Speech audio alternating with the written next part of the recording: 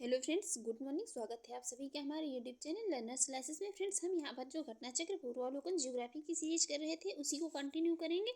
उसमें आज जो हम चैप्टर शुरू करेंगे वो रहेगा महासागरीय धाराएं।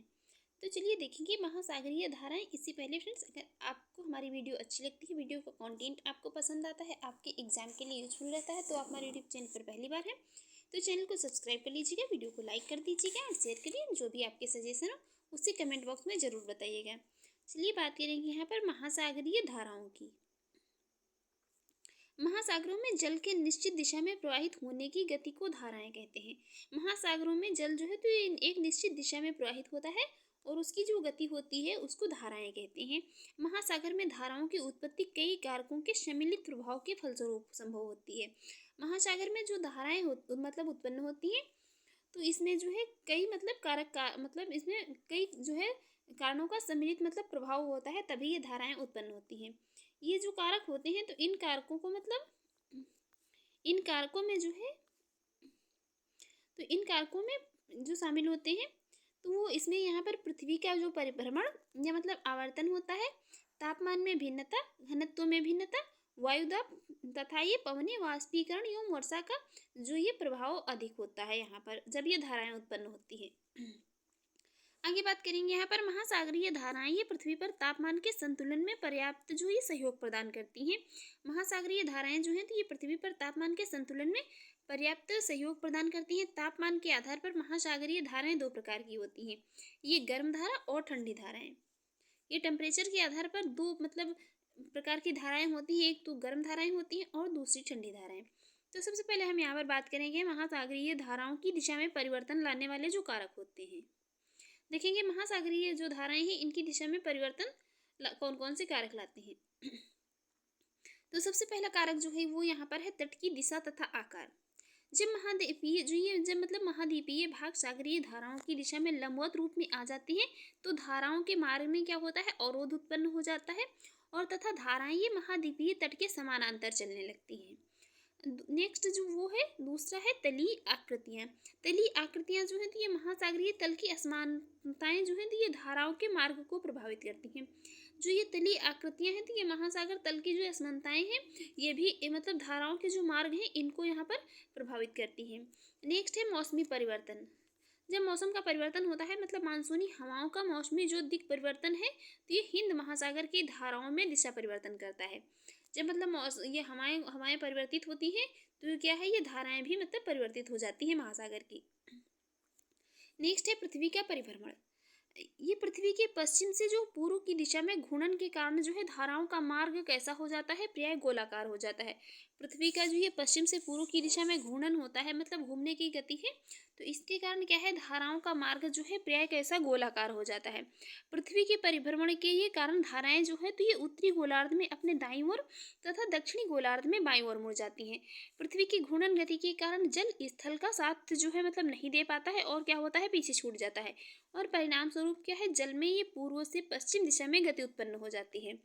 जब ये पीछे छूट जाता है तो इसके परिणाम स्वरूप होता क्या है, जल में जो है तो ये पूर्व से पश्चिम दिशा में गति उत्पन्न हो जाती है और इस तरह जो है ये विषुवत रेखीय धाराओं की उत्पत्ति होती है। इसी प्रकार से जो ये विषुवत रेखीय धाराएं होती हैं इनकी उत्पत्ति होती है। अब हम बात करेंगे अटलांटिक महासागर की धाराओं की। अटलांटिक महासागर की धाराएं उत्तर विषुवतीय गर्म धारा जो है ये उत्तर विषुवतीय गर्म धारा ये विषुवत रेखा के समीप उत्तर में व्यापारिक पवनों के प्रभाव से पूर्व जो है अफ्रीका के तट से पश्चिमी द्वीप समूह तक बहती रहती है। और एंटलिस गर्म धारा जो है, एंटलिस गर्म धारा ये दक्षिण अमेरिका के पूर्वी तट के निकट जो है तो ये उत्तरी विषुवतीय धारा को दो शाखाओं में बांट मतलब ये दो शाखाओं में बढ़ जाती है।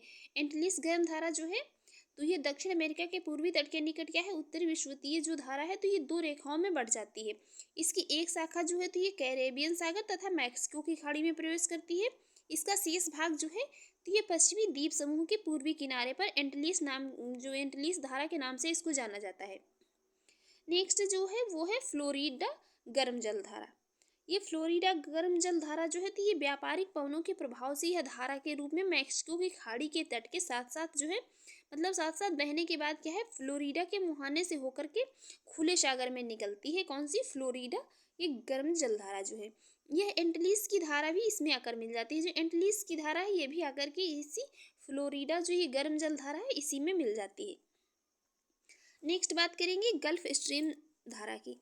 गल्फ स्ट्रीम जो ये गर्म जलधारा, ये भी मतलब एक गर्म जलधारा है। यहाँ पर ये क्वेश्चन यहाँ से मतलब ज़रूर पूछा जाता है, यूपीपीसीएस का हो या आरओ का एग्जाम हो, मतलब इसमें एक ये जो जलधाराएं मतलब चैप्टर है, यहाँ से क्वेश्चन जरूर पूछा जाता है। मतलब कभी कभी यहाँ पर सीक्वेंस दे देता है, कभी कभी ये पूछ देता है कि कौन सी मतलब ठंडी या गर्म जलधारा है। तो जो गल्फ स्ट्रीम है तो ये कैसी गर्म जलधारा है, याद रखेंगे गल्फ स्ट्रीम कैसी है। यहाँ से गा से मतलब एक अटैचमेंट करके मतलब याद कर सकते हैं। गल्फ स्ट्रीम जो है तो ये गर्म जलधारा है। फ्लोरिडा की धारा जब एंटलिस धारा का एक मतलब ये जल समाविष्ट कर हेटरस अंतरद्वीप से आगे बढ़ती है तो वह गल्फ स्ट्रीम के नाम से जानी जाती है। यह गर्म जलधारा है तथा संयुक्त राज्य अमेरिका के पूर्वी तट के सहारे प्रवाहित होती है। गल्फ स्ट्रीम की खोज जो है तो ये पोंस डी लियोन ने 1513 ईस्वी में की थी। नेक्स्ट वो है कनारी ठंडी जलधारा। कनारी की जलधारा जो है तो कैसी है, ये ठंडी मतलब है, ये ठंडी जलधारा है। उत्तरी अटलांटिक महासागर जो उत्तरी अटलांटिक महासागरीय प्रवाह की दूसरी शाखा जो है तो दक्षिण की ओर मुड़ करके क्या है, ये कनारी द्वीप तक पहुंचती है। यह अपेक्षाकृत ठंडे क्षेत्र से जो है गर्म क्षेत्र की ओर जाती है, इसलिए इसे कनारी ठंडी धारा कहते हैं। नेक्स्ट है पूर्वी ग्रीनलैंड ठंडी जलधारा। जो पूर्वी ग्रीनलैंड है ये कैसी ठंडी धारा है, यह ग्रीनलैंड के पूर्वी तट के साथ साथ जो है उत्तर से दक्षिण की ओर चलती है। नेक्स्ट वो है लेब्राडोर ठंडी धारा। लेब्राडोर ठंडी धारा जो है यह धारा बेफिन की खाड़ी तथा डेविस जलडमरू मध्य से लेब्राडोर तट के साथ जो है उत्तर से कहाँ, दक्षिण की ओर बहती है। ये जो है बहती है तो उत्तर से दक्षिण की ओर बहती है।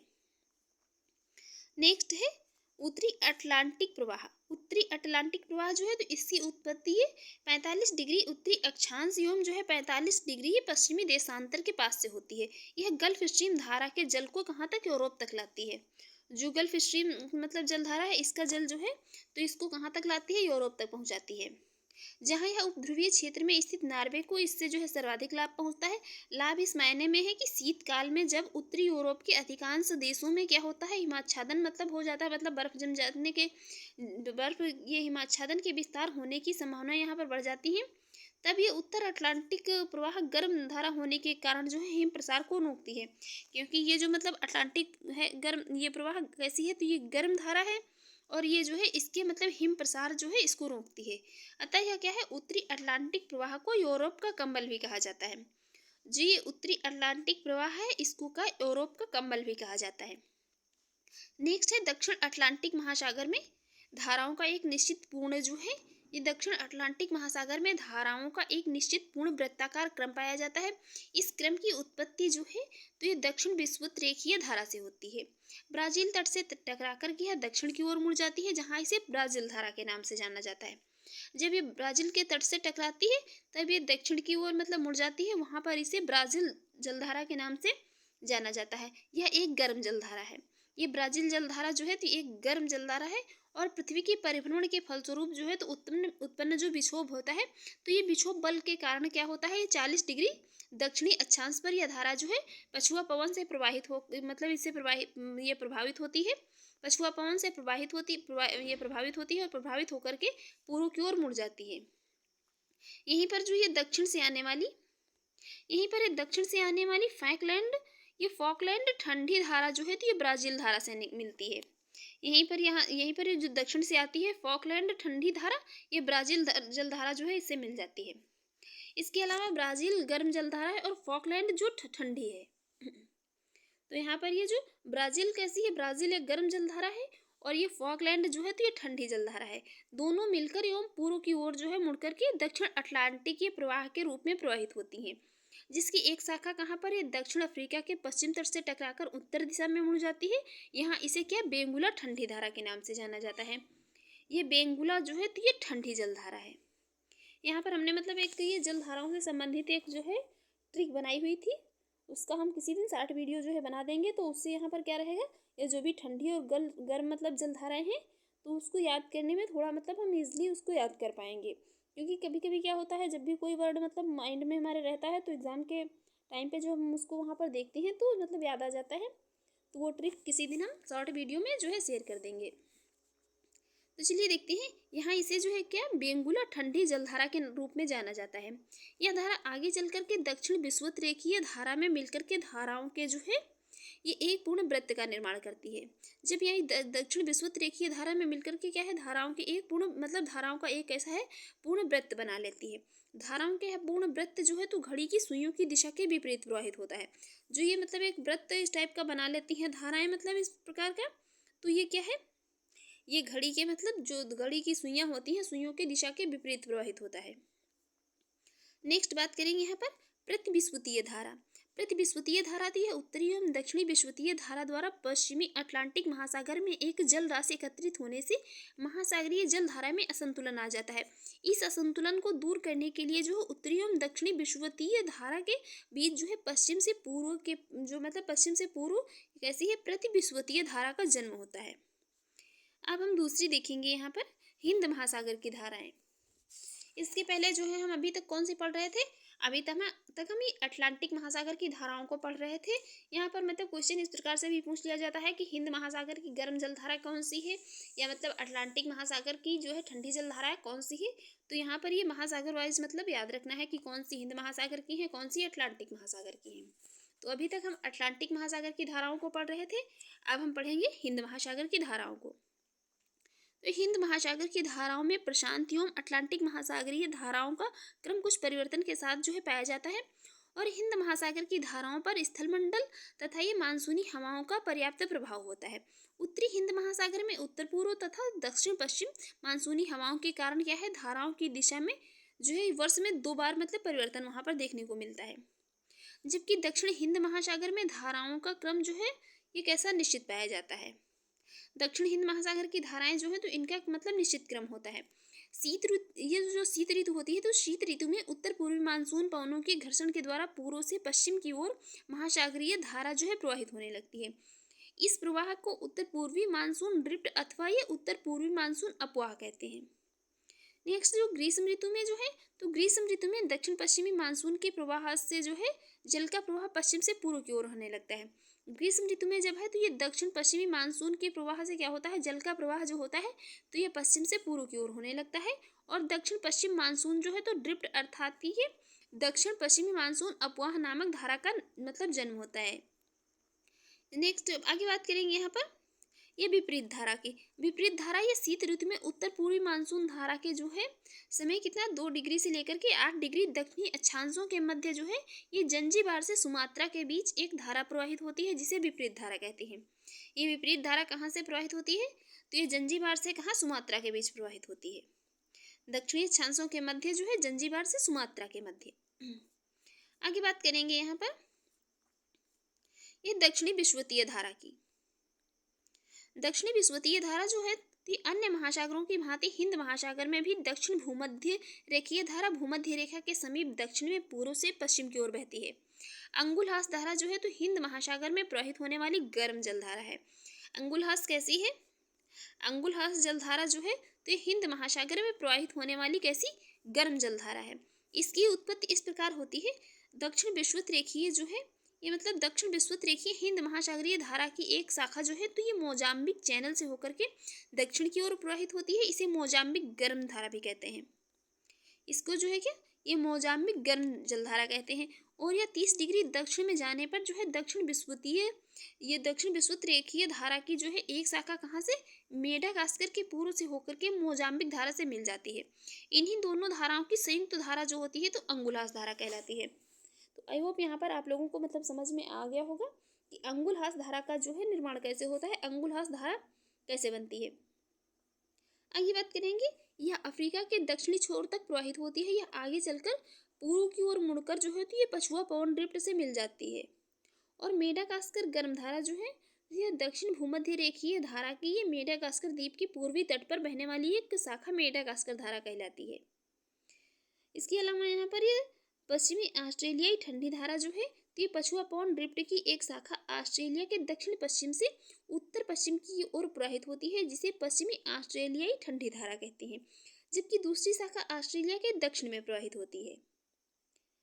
हम बात करेंगे यहाँ पर प्रशांत महासागर की धाराओं की।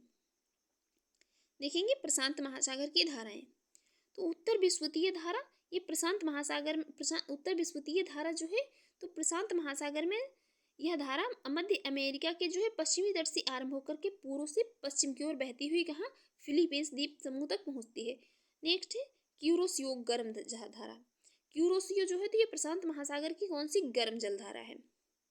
यह धारा जो है तो ये उत्तर विश्वतीय धारा फिलीपींस द्वीप तक पहुंचने के बाद ताइवान तथा जापान के तट के साथ उत्तरी दिशा में प्रवाहित ये दिशा में प्रवाहित होने लगती है, बहती है। इसे क्यूरोसियो धारा भी कहा जाता है। यह धारा आगे पछुआ पवन के प्रभावहीन जो है पश्चिम की ओर मुड़कर के कहाँ पर अमेरिकी तट तक पहुंचता है, जिसे कि उत्तरी प्रशांत महासागरीय धारा कहते हैं। नेक्स्ट देखेंगे यहाँ पर कैलिफोर्निया की ठंडी धारा। कैलिफोर्निया की ठंडी जल धारा उत्तरी प्रशांत धारा उत्तरी अमेरिका के पश्चिमी तट पर पहुंच करके ये दो भागों में बढ़ जाती है। एक शाखा उत्तर की तरफ जाती है, जबकि दूसरी शाखा जो है तो ये दक्षिण की ओर मुड़ जाती है। दक्षिण की ओर मुड़ने वाली जो शाखा है तो ये कैलिफोर्निया तट के साथ साथ बहती है। इसे कैलिफोर्निया की धारा भी कहते हैं। उत्तरी प्रशांत जो है उत्तरी प्रशांत धारा की ओर जो है ये उत्तरी प्रशांत धारा की उत्तर की ओर जो है प्रवाहित होने वाली शाखा जब अलास्का की खाड़ी में प्रवेश करती है तो यह गर्म होती है एवं इसे अलास्का करंट के नाम से भी जाना जाता है। जब ये अलास्का की खाड़ी में प्रवेश करती है तो यहाँ पर ये गर्म हो जाती है, तो इसे अलास्का करंट के नाम से भी जाना जाता है। पुनः यह अलास्का तट के सहारे आगे बढ़ती है, जहाँ इसे अलास्का स्ट्रीम कहा जाता है। जब ये अलास्का तट के सहारे आगे बढ़ती है तो इसे वहाँ पर क्या अलास्का स्ट्रीम के नाम से जाना जाता है, जो कि एक ठंडी धारा है। नेक्स्ट है ओवासियो ठंडी धारा। ओवासियो जो है तो ठंडी धारा है। यह जो है तो बेरिंग जलडमरू मध्य से शुरू होकर के कहाँ कमचटका प्रायद्वीप के पूर्वी तट के समीप उत्तर से दक्षिण की ओर बहने वाली ठंडी जलधारा है। नेक्स्ट जो है तो वो है क्यूराइल धारा।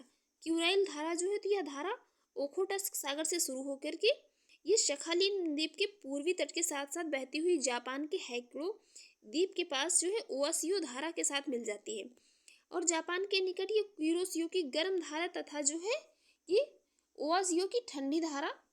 यहाँ पर ये जापान के निकट जो क्यूरोसियो की गर्म धारा तथा जो है यहाँ पर कौन सी ये ओवासियो की जो है तो ठंडी धारा के जो जल के मिलने से यहाँ क्या है घना कुहासा छाया रहता है।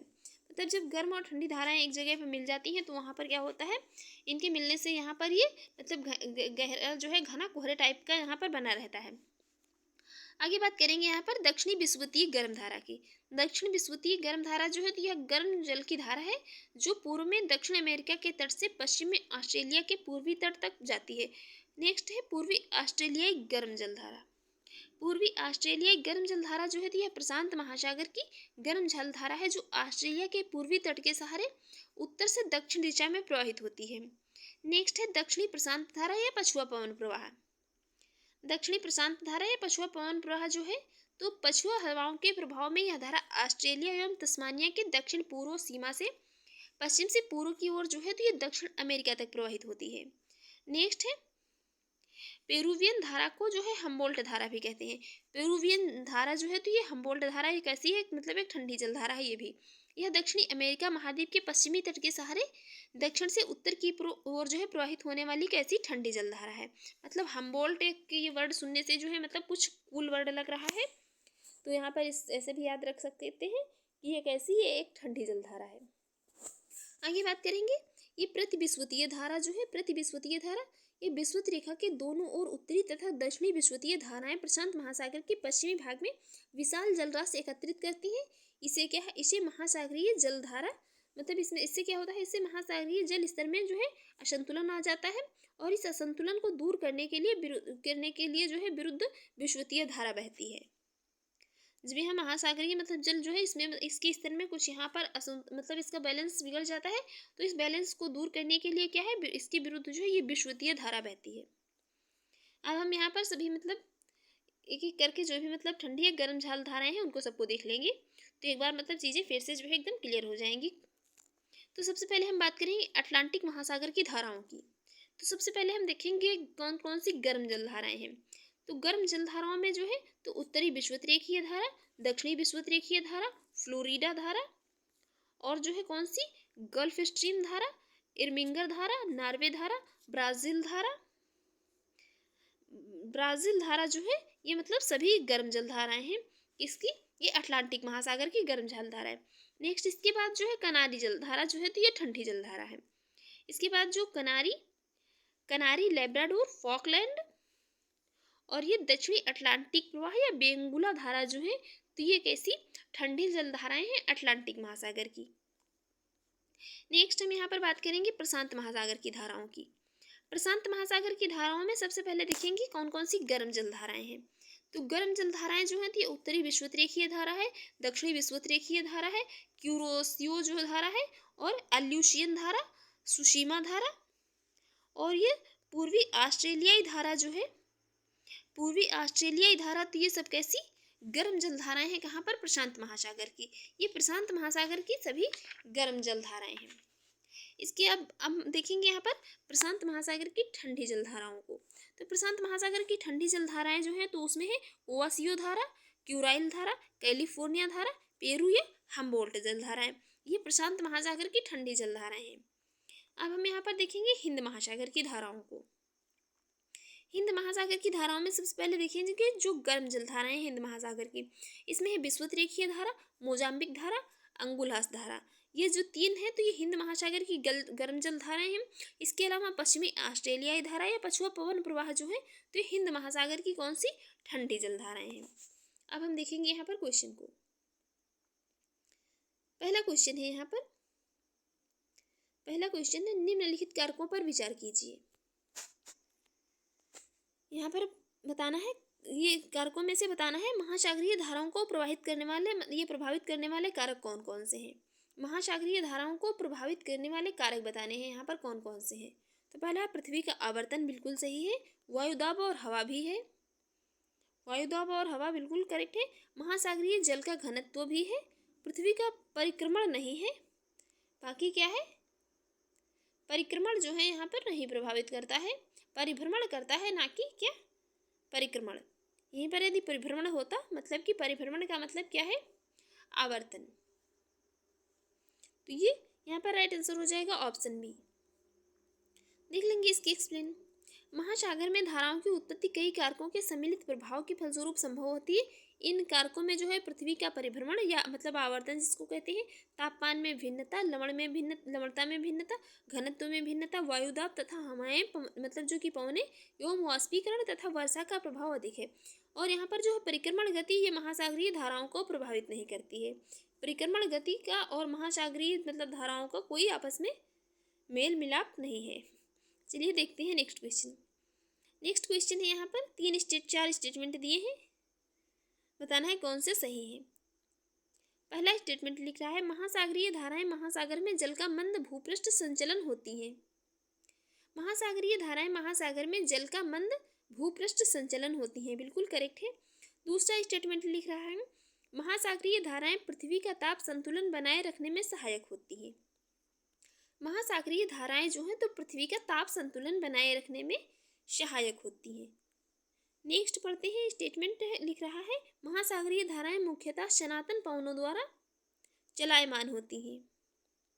महासागरीय धाराएं जो हैं तो ये सनातन पवनों के द्वारा चलायमान होती हैं। फोर्थ स्टेटमेंट लिख रहा है महासागरीय धाराएं महासागर संरूपण द्वारा प्रभावित होती हैं।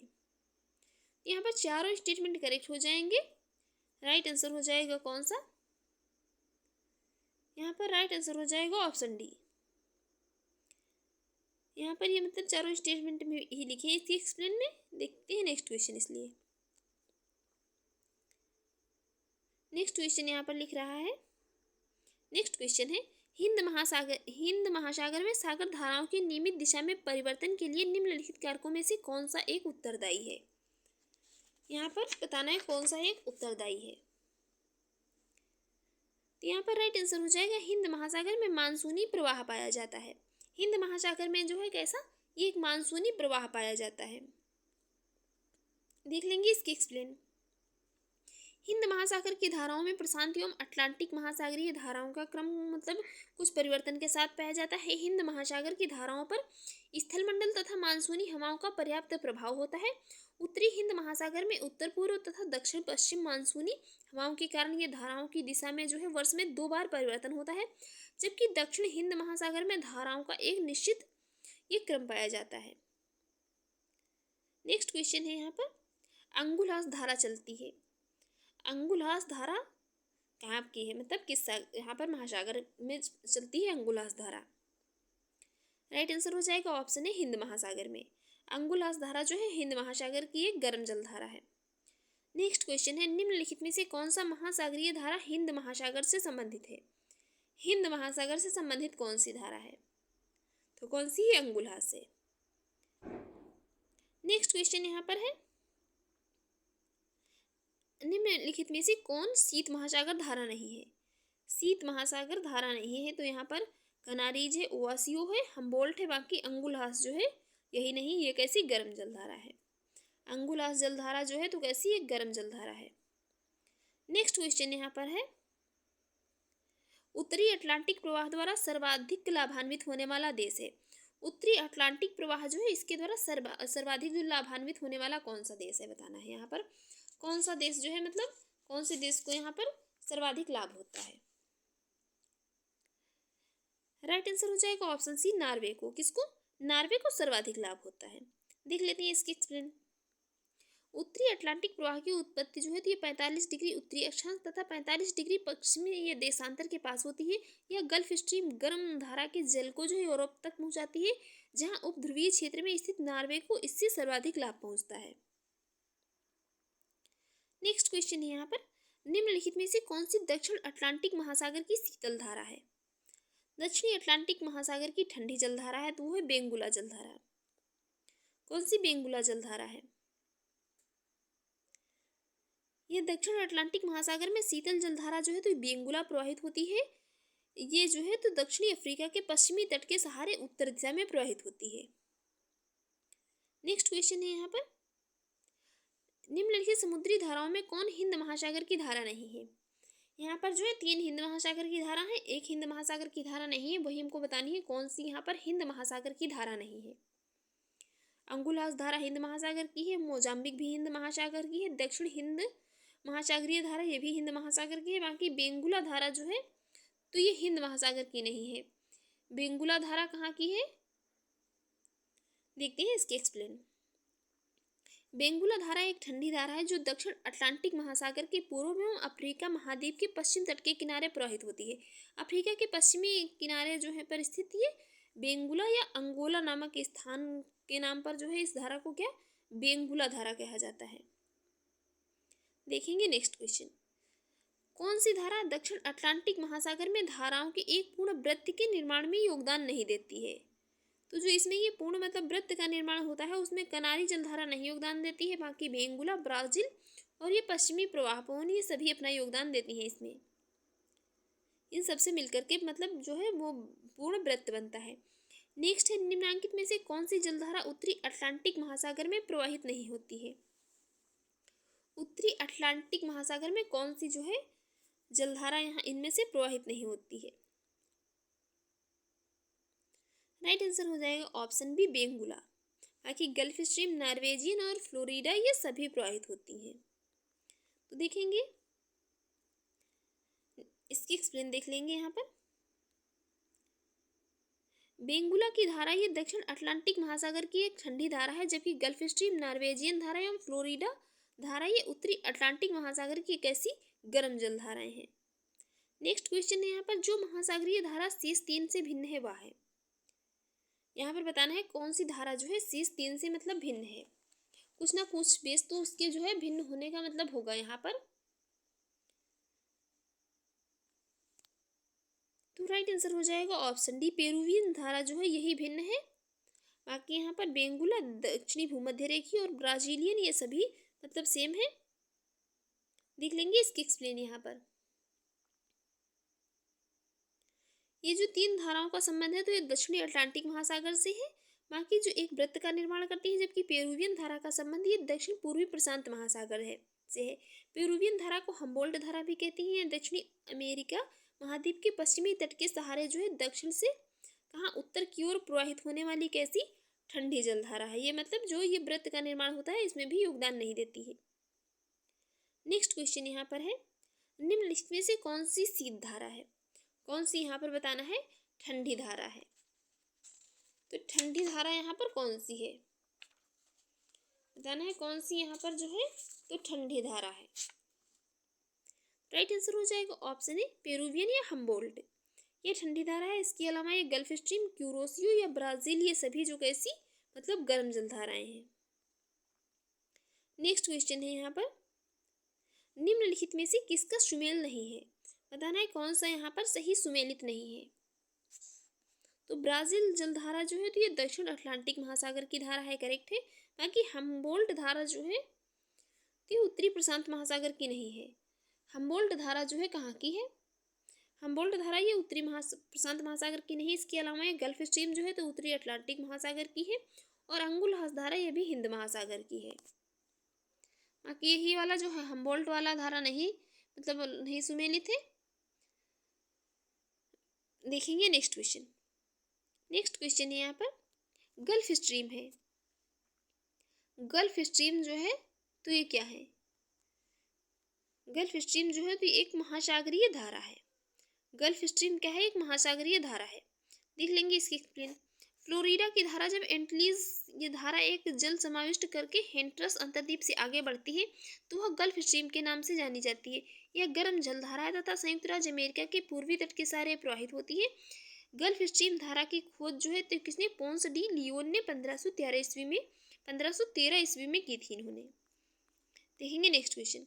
नेक्स्ट यहाँ पर एक मैप दिया गया है और बताना है यहाँ पर ये मतलब महासागरीय धाराओं का निम्नलिखित में से कौन सा युग यहाँ पर दिखाया गया है। यदि हम यहाँ पर वर्ल्ड मैप को देखते तो यहाँ पर ये चीज़ मतलब करेक्ट हो जाती कि ये कौन सी मतलब जो है यहाँ पर धाराओं को दिखाया गया है।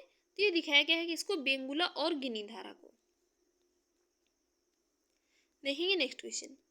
नेक्स्ट क्वेश्चन यहाँ पर दो सूचियाँ दी हुई हैं, बताना है यहाँ पर किसका सुमेल यहाँ पर जो है सही है। कूट की सहायता से बताना है यहाँ पर किसका सुमेल सही है। तो गल्फ स्ट्रीम जो है क्या है, गल्फ स्ट्रीम है गर्म जलधारा। गल्फ स्ट्रीम जो है तो ये कि गर्म जलधारा है। बाकी ये पेरू धारा जो है तो ये कहाँ, ये प्रशांत महासागर की है। पेरू धारा जो है तो ये कहाँ की, प्रशांत महासागर की है। बाकी ये पश्चिमी ऑस्ट्रेलियाई धारा जो है तो हिंद महासागर की है। और ये पश्चिमी वायु प्रवाह का संबंध किससे है, तो ये पश्चिमी वायु के क्षेत्र के ऊपरी जो मतलब ये पश्चिमी वायु के क्षेत्र के ऊपर पूरब की ओर चलने वाली धीमी धारा है पश्चिमी वायु प्रवाह से। तो इस प्रकार यहाँ पर जो है इसका राइट आंसर हो जाएगा कौन सा, देखते हैं यहाँ पर कूट। राइट आंसर हो जाएगा ऑप्शन ए 4213। देखेंगे नेक्स्ट क्वेश्चन। नेक्स्ट क्वेश्चन है यहाँ पर, विषुवतीय प्रतिधाराओं या इक्वेटोरियल काउंटर करंट में पूर्वाभिमुख जो है प्रवाह की व्याख्या किससे होती है। इसकी व्याख्या यहाँ पर बताना है किससे होती है। तो पहला है स्टेटमेंट, पृथ्वी का अपने अक्ष पर घूर्णन। दूसरा है दो विषुवतीय धाराओं का अभिसरण या कन्वर्जेंस। तो राइट आंसर यही हो जाएगा ऑप्शन बी। राइट आंसर हो जाएगा ऑप्शन बी। देख लेते हैं इसकी एक्सप्लेन। उत्तरी तथा दक्षिणी विषुवतीय जो है रेखीय धाराओं के अभिसरण या मतलब कन्वर्जेंस के कारण इतनी अधिक जल राशि जो है एकत्रित हो जाती है कि पश्चिम से पूर्व की ओर सामान्य ढाल बन जाता है। अतः अटलांटिक महासागर में अफ्रीका तट के पास तथा प्रशांत महासागर में यह दक्षिण अमेरिका तट के पास जल पूर्ति की मतलब जल राशि की पूर्ति के लिए जो है तो क्षतिपूर्ति धारा के रूप में प्रतिविषुवतीय रेखीय धारा का क्या है आविर्भाव मतलब हो जाता है यहाँ पर। नेक्स्ट क्वेश्चन है यहाँ पर, ये निम्न महासागरीय धाराओं में से कौन सी प्रशांत महासागर से संबंधित नहीं है। कौन सी धारा जो है यहाँ पर बताना है प्रशांत महासागर से संबंधित नहीं है। कनारी, क्यूरोसियो या कैलिफोर्निया या हम्बोल्ट, कौन सी धारा जो है प्रशांत महासागर से यहाँ पर संबंधित नहीं है। प्रशांत महासागर से संबंधित धारा बताना है। राइट आंसर हो जाएगा ऑप्शन ए कनारी। कनारी जो है तो यही प्रशांत महासागर से संबंधित नहीं है। बाकी यहाँ पर जो है सभी किसी प्रशांत महासागर से संबंधित जो है धाराएं हैं। देख लेंगे इसकी एक्सप्लेन। कनारी ठंडी महासागरीय धारा है जो उत्तरी अटलांटिक महासागर से संबंधित है, जबकि क्यूरोसियो जापान गर्म मतलब धारा ये उत्तरी प्रशांत महासागर से, कैलिफोर्निया ठंडी धारा ये उत्तरी प्रशांत महासागर तथा हम्बोल्ट या पेरू ठंडी धारा ये दक्षिणी प्रशांत महासागर में प्रवाहित होती है। नेक्स्ट क्वेश्चन है यहाँ पर, ये निम्नलिखित में से कौन गर्म धारा है। तो गर्म धारा जो है ब्राज़ील की धारा है, बाकी फॉकलैंड, लेब्राडोर और कनारी ये सभी कैसी ठंडी जल धाराएं हैं। ब्राज़ील गर्म मतलब एक जो धारा है गर्म जल धारा है, दक्षिणी अटलांटिक महासागर में ब्राज़ील तट पर प्रवाहित होती है। फॉकलैंड, लेब्राडोर धारा एवं कनारी ये सभी कैसी ठंडी धाराएं हैं। अब यहाँ पर एक छोटा सा चैप्टर और ये लवणता है, इसको भी देख लेंगे। यहाँ पर देखते हैं यहाँ पर क्या है लवणता। ये जो प्रति इकाई सागरीय जल के भार या आयतन में घुले हुए पदार्थों के भार को सागरीय लवणता कहा जाता है। प्रति इकाई सागरीय जल के भार या आयतन में जो मतलब पदार्थ घुले होते हैं उनके भार को क्या है, सागरीय लवणता कहा जाता है।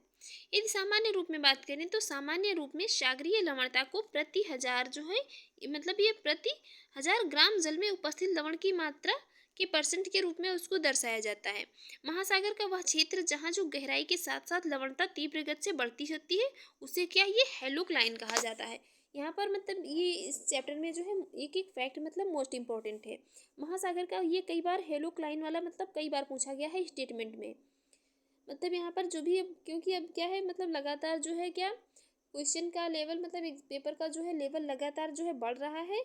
अधिकतर क्वेश्चन जो भी पूछे जा रहे हैं अभी मैं मतलब किसी दिन इसका एनालिसिस करूँगी। आर ओ का जो भी पेपर हुआ है 2024 का, ये इसमें मतलब आप देखिए वहाँ पर जाकर के जितने भी मतलब क्वेश्चन पूछे गए हैं कोई भी वहाँ पर क्वेश्चन जो है फैक्ट बेस नहीं पूछा गया है। अधिकतर जो भी क्वेश्चन पूछे गए हैं तो सभी कैसे कॉन्सेप्चुअल मतलब क्वेश्चन पूछे गए हैं कि जब तक हमें हर चीज़ का मतलब कॉन्सेप्ट क्लियर नहीं होगा तब तक कि जो है हम उन क्वेश्चनों को वहाँ पर डील नहीं कर पाएंगे क्वेश्चन को।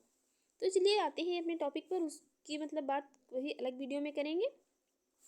तो महासागर का वह क्षेत्र जहाँ गहराई के साथ साथ जो है लवणता तीव्र गति से बढ़ती है क्या वो हेलोक्लाइन कहलाता है।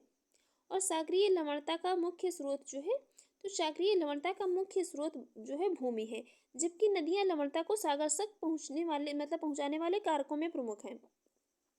जो सागरों में लवणता बढ़ रही है तो उसका मुख्य स्रोत है भूमि, और नदियां जो है तो ये लवणता को सागर तक पहुँचाने का कार्य करती हैं।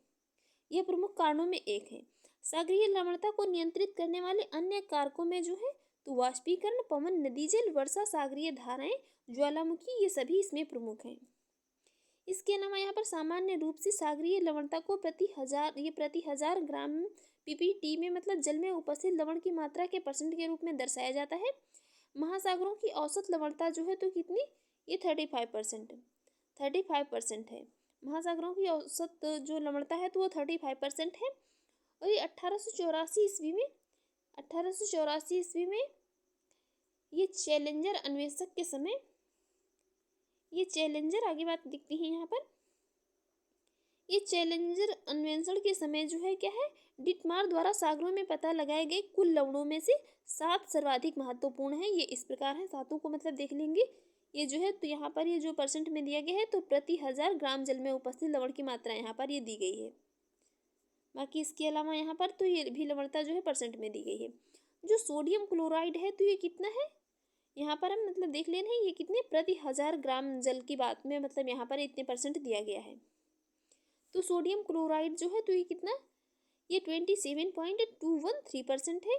और मैग्नीशियम क्लोराइड जो है तो ये कितना 3.807%। मैग्नीशियम सल्फेट जो है तो ये कितना है प्रति 1000 ग्राम जल में बात हो रही है यहाँ पर।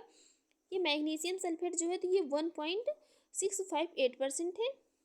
इसके अलावा कैल्शियम सल्फेट जो है तो ये 1.260% है।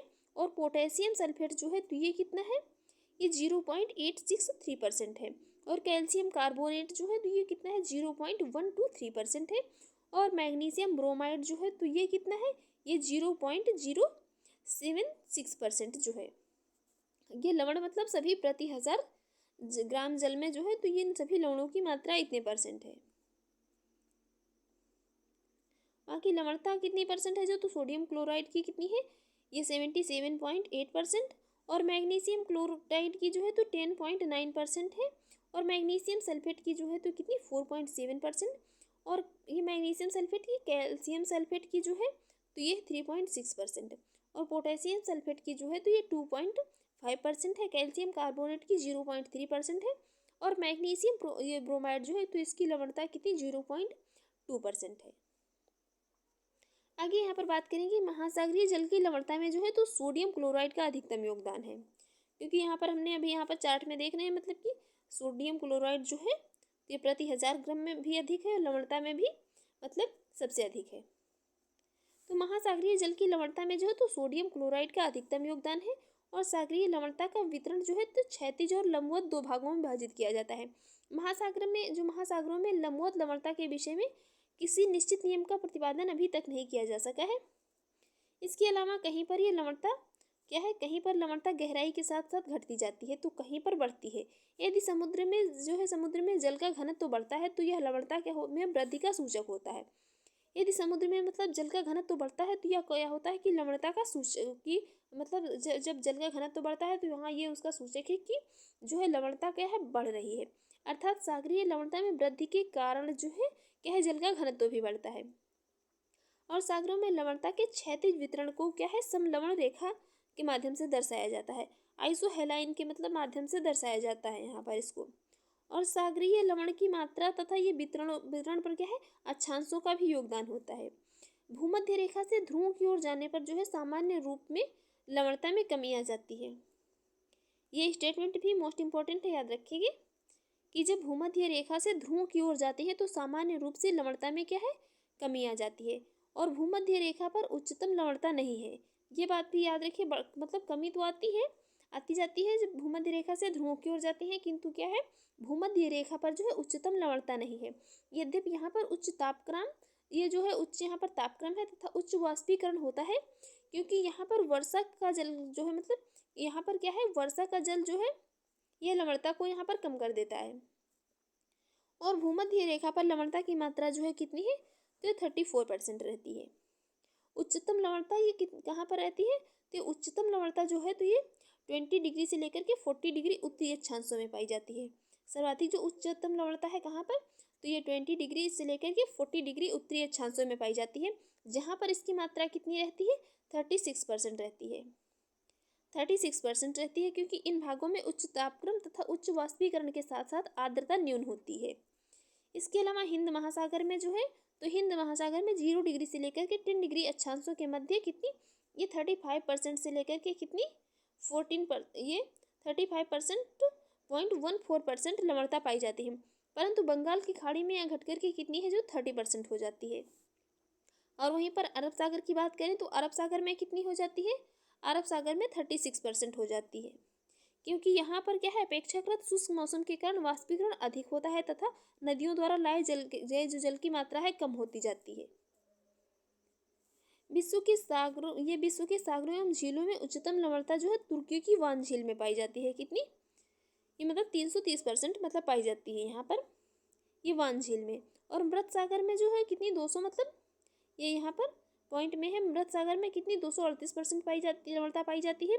और ग्रेट सॉल्ट लेक है यहाँ पर संयुक्त राज्य अमेरिका के उटाह राज्य में स्थित है और इसकी लवणता कितनी 220% है। और कैस्पियन सागर में लवणता जो है तो ये कितनी उत्तरी भाग में कितनी है, कैस्पियन सागर का उत्तरी भाग है तो इसमें 13% से लेकर के 14% पाई जाती है। जबकि दक्षिणी भाग ये काराबुगास की खाड़ी में लवणता कितनी है, 300 से लेकर के 350 मतलब % पाई जाती है। और सर्वाधिक लवणीय सागर जो है तो ये लाल सागर है। सर्वाधिक लवणीय सागर जो है तो लाल सागर है, जिसकी लवणता कितनी है, तो ये कितनी है 36 से लेकर के 41% पाई जाती है। और भूमध्य सागर की लवणता जो है तो ये कितनी है 37 से लेकर के 39%। कैरिबियन सागर की जो है वो है 35 से लेकर के 36%। तथा फारस की खाड़ी की लवणता जो है तो ये फारस की खाड़ी की लवणता है 37% से लेकर के कितनी 40% है। यहाँ पर इसमें थोड़ा सी ये इंपॉर्टेंट फैक्ट और है, उनको भी देख लेंगे। विश्व की सर्वाधिक लवणता वाली झीलें जो है उसमें है असल झील, यहाँ पर ये इतने परसेंट है, ये इतनी इंपॉर्टेंट नहीं है। बाकी सर्वाधिक लवणता वाली झील जो है असल झील है ये तुर्की वान झील। बाकी तुर्की वान झील जो है तो इसमें कितनी 330% है। और मृत सागर में 238%। ग्रेट लेक जो मतलब ग्रेट सॉल्ट लेक है इसमें 220%। ये विश्व का सर्वाधिक मतलब लवणीय जलीय निकाय है। जो विश्व का सर्वाधिक लवणीय जलीय निकाय है वो है कौन सा? डॉन जुआन पांड, जो कि कहाँ पर? अंटार्कटिका में है, जो कि एक तालाब है। जबकि दूसरा सर्वाधिक लवणीय जो निकाय है वो है गैब्रो गैस्कुल, जो कि कहाँ पर? तुर्कमेनिस्तान की है में है, जो कि क्या है? एक मतलब ये लैगून है। और यहीं पर उल्लेखनीय है ये भी बात है कि तुर्की की वान झील की लवणता जो है का स्तर अपेक्षाकृत कम है, परंतु इसका जल जो है मतलब जल उच्च, ये पीएच मान जो है कितना है?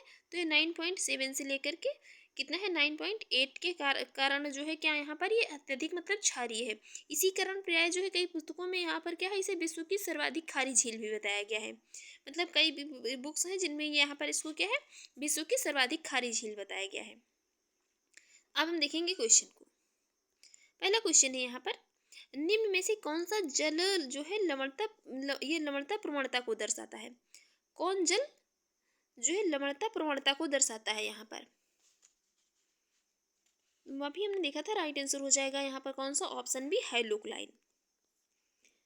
महासागर का वह क्षेत्र जहाँ है जो है गहराई के साथ साथ लवणता तीव्र गति में से बढ़ती है, उसे क्या कहते हैं? तो ये हाइलोक्लाइन कहा जाता है। नेक्स्ट क्वेश्चन है यहाँ पर, सागरीय लवणता का मुख्य स्रोत क्या है? सागरीय लवणता जो है इसका मुख्य स्रोत क्या है?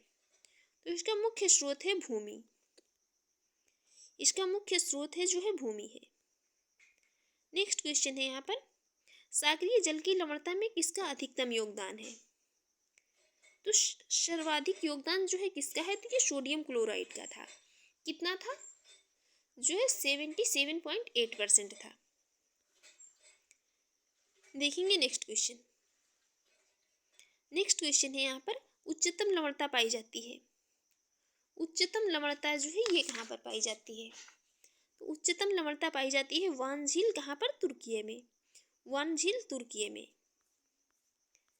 नेक्स्ट क्वेश्चन यहाँ पर देखेंगे, लवणता की सर्वाधिक मात्रा जिसमें पाई जाती है वह है।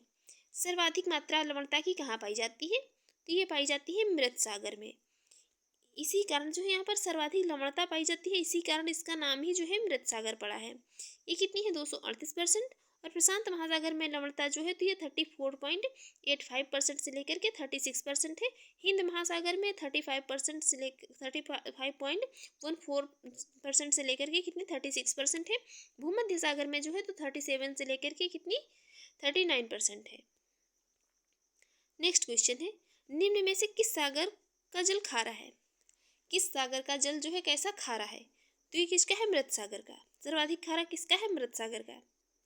नेक्स्ट क्वेश्चन है, विश्व का सर्वाधिक लवणीय महासागर है। विश्व का सर्वाधिक लवणीय महासागर कौन सा होगा? या झील है तो कौन सा? मृत सागर ही है। इसी कारण इसका नाम जो है क्या है? मृत सागर ही है।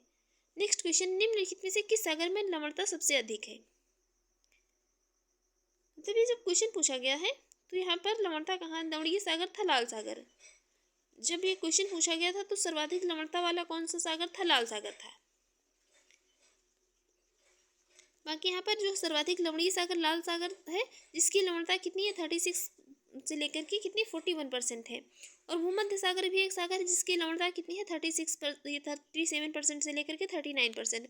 और मृत सागर की लवणता जो है तो लाल सागर एवं भूमध्य सागर से अधिक है, परंतु इसे झील की श्रेणी में रखा गया है। मृत सागर जो है तो इसको झील की श्रेणी में रखा गया है, और इसे झील की श्रेणी में रखा गया है। और कैस्पियन सागर भी जो है तो क्या इसको भी झील की श्रेणी में ही रखा गया है। देखेंगे नेक्स्ट क्वेश्चन। नेक्स्ट क्वेश्चन है यहाँ पर, समुद्र में घनत्व बढ़ता है तो ऐसे में क्या होता है? समुद्र में जब घनत्व बढ़ता है, समुद्र में घनत्व बढ़ता है तो क्या होता है? यहाँ पर ऑप्शन मतलब जो दिए हैं तो वो ये अलग अलग प्रकार से दिए हैं। यहाँ पर मतलब कोई भी किसी के साथ मैच नहीं खा रहे हैं। देख लेते हैं इसकी एक्सप्लेन।